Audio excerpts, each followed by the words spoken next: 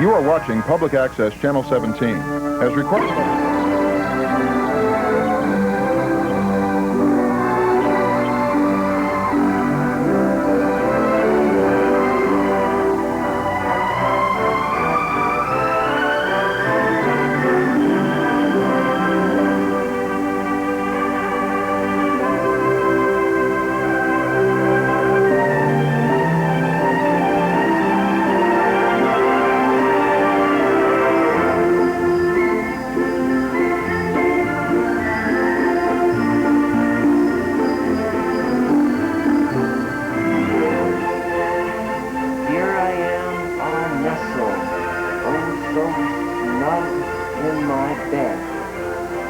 Visions of Christmas craft projects dance in my head. Good morning. I'm Mark Heskin. Welcome to my craft show. Christmas is almost here and we have a lot to do today. The first thing I want to talk to you about is homemade Christmas cards.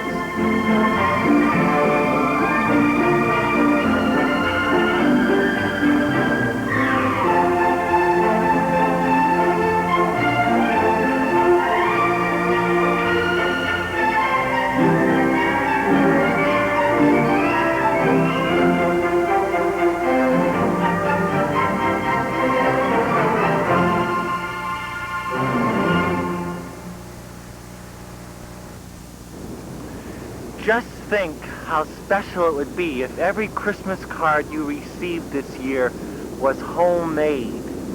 You know, I think the only thing more special than receiving a homemade Christmas card is receiving like a photograph card, like of the whole family or whatever. I know in my family's house, if you send a photograph card, you get put up on the wall and you stay there for months. But if you just send an ordinary card, you just get put in a pile. Now, maybe you think making homemade cards sounds like a lot of work.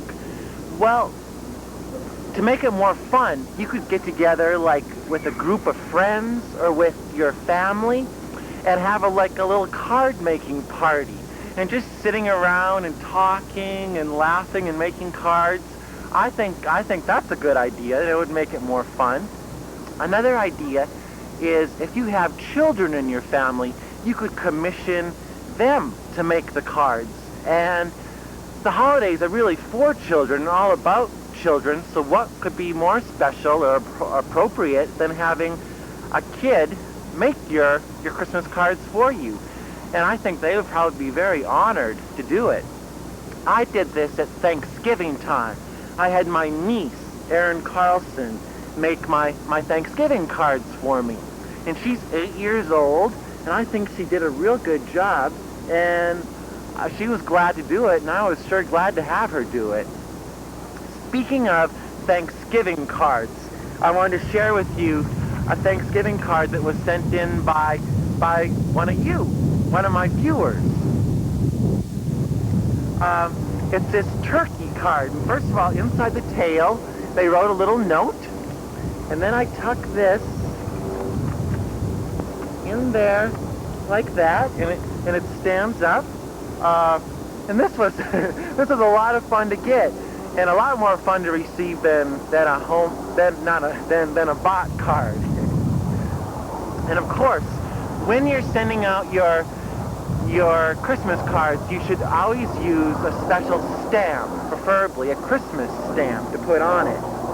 Last year, I really liked the Christmas stamp they put out. It was this sleigh ride stamp, and I bought up a whole bunch of these, and I've been using them all year. And I still have enough left that I could still use them on my Christmas cards this year if I liked. But I did buy some of the new Christmas stamps, which is it's also a sleigh stamp this year, but I don't think it quite captures the mood that last year's stamp did. And then, of course, they also put out, the religious stamp. And this was last year's religious stamp. It's a stamp of Mary and the Christ child. And then this year's religious stamp once again, is Mary and the Christ Child. But I read in an article that they can't, by using Mary and the Christ Child, it doesn't offend any religious group.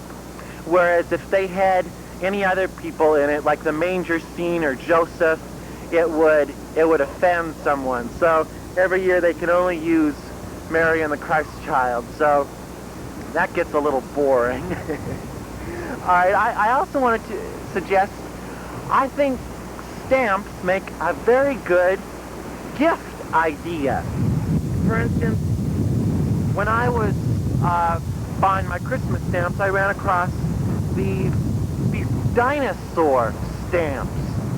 And everyone is, a lot of people are into dinosaurs these days.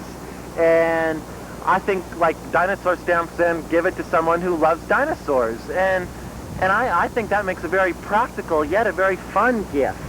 I know one year they had out a special set of 50 stamps for the 50 states, and on each state it had the state flower and then also the state bird. And I gave that set to my grandma as a gift. And what else do you give a grandma? You know, they have everything. One year they also had a set of 50 wildlife stamps. On each of the 50 stamps there was a different wildlife animal. So I gave that set to my dad.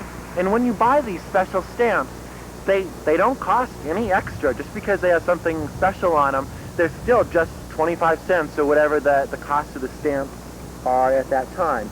And I've shown these on my show before. It's a special occasion stamps. And in this little booklet, you get an assortment of a happy birthday stamp, a best wishes stamp, a thinking of you stamp, and a love you stamp. And I think this, once again, you're just paying for the stamps. It's no extra cost. And I think that makes a real nice gift to give to someone too. And who can't use stamps? Who's going to say, oh, well, I have no use for these? Everyone can use stamps. So back to Christmas cards. I made my Christmas cards this year, and it was this snowman stamp, the snowman card. And he was a lot of fun to make, and I thought he turned out pretty cute. And I can show you a short clip of how I made this card. Let's take a look at this.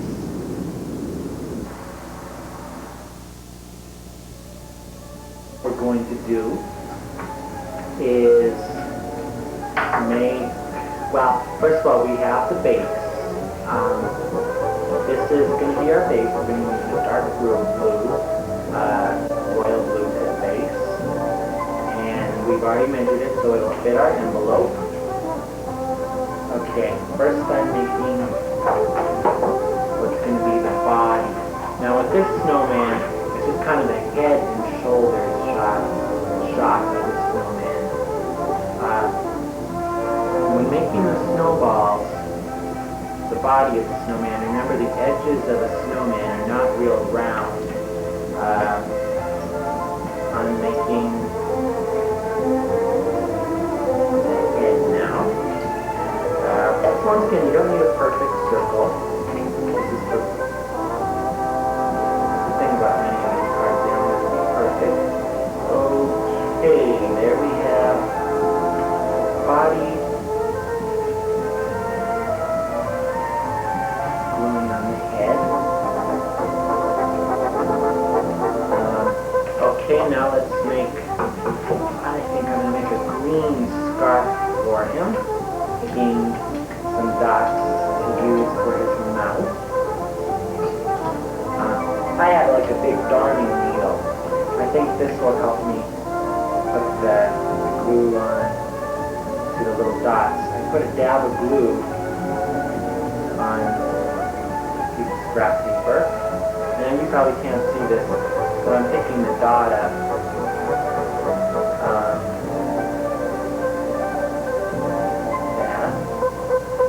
So there, this is what we have so far. The scarf, I made the head, I made the body.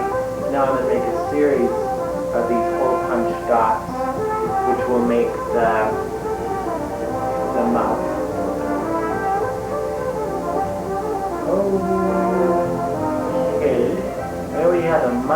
so far. Now let me make the hat, which I really should have done before.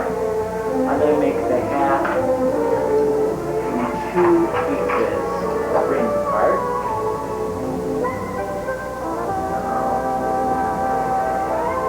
The top part. Now I'm going to make a red ribbon or sash or whatever you want to call it. Have so far. Let me make a carrot nose.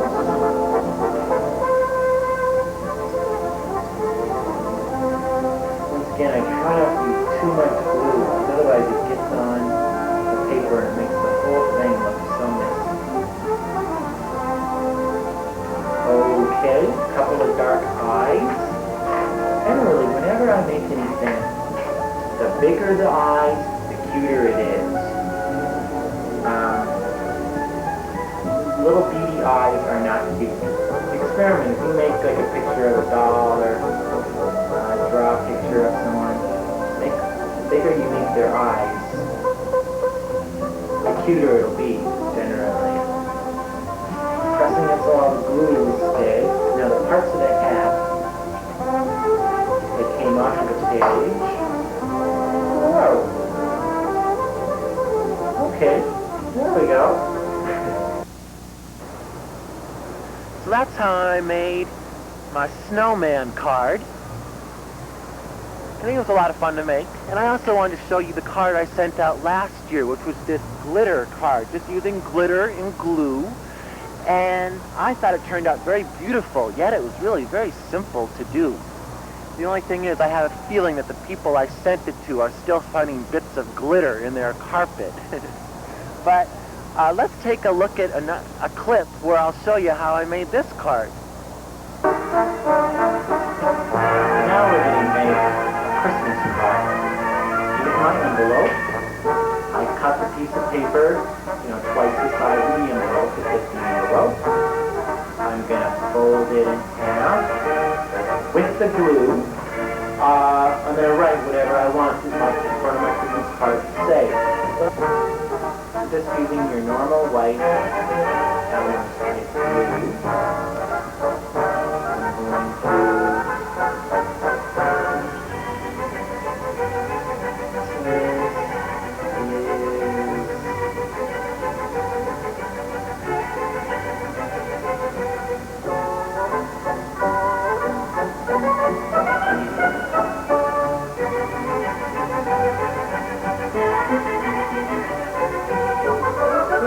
Pretty good to write with glue, actually. Okay, I don't expect you to really be able to see that on camera, so I'm not going to lift it up, and also the glue might run then. Now I have this big old messy bag of glitter, and I'm going to sprinkle on my glitter. You can put it on thick, because the rest of it, what you don't use, you just go back in the bag. Holiday cards are my favorite holiday cards to make other tea. Thanksgiving. Okay, so let's see what's going to happen. I'll let you be the first to see it. Does it turn out?